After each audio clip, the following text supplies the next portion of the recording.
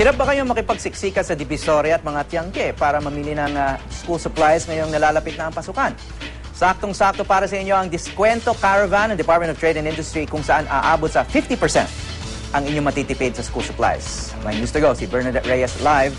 Bernadette.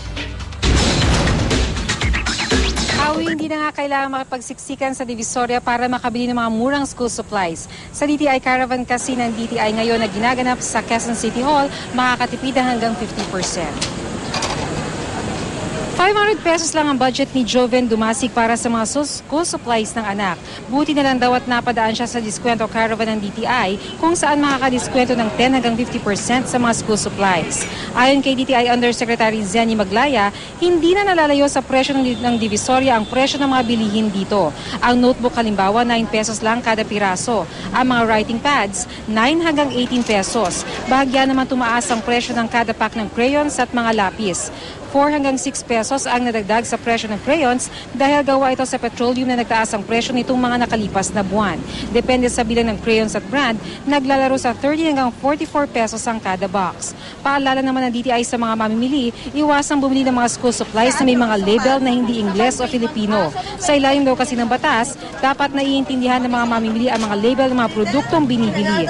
Maging mapanuri raw ang mga mamimili para masigurong dekalidad ang kanilang mga mabibiling produkto. Hawi, sabay-sabay na ginaganap ang Diskwento Caravan sa 9 na rehiyon dito sa Pilipinas at balak naman ang lokal na pamahalaan ng Quezon City na dalhin pa sa iba pang matataong lugar ang naturang programa para maabot ang mas marami pa mga mamimili. Hawi? Bernadette, may schedule na ba yung caravan na yan dito sa Metro Manila? Hawi, merong iba't ibang schedule ang DTI para sa iba't ibang lugar dito sa Metro Manila at maaari nilang makita sa DTI website para malaman nila kung kailan magaganap sa kanilang lugar ang naturang caravan. Hawi? Ay, yung nandyan sa Quezon City hanggang kailan daw? Hawi, itong dito sa Quezon City ay magaganap ngayong araw lamang yan hanggang mamayang alas 6 ng gabi. Pero depende raw sa dagsa ng mga tao, maaari raw na palawakin pa nila o pahabain pa nila yung oras na bukas ang mga pwesto dyan sa DTI Caravan. Hawi? At syempre, DTI, mga consumer ang talagang tutok niyan. Paano naman kung, sana naman hindi, may problema yung kanyang nabili? Paano na ibabalik?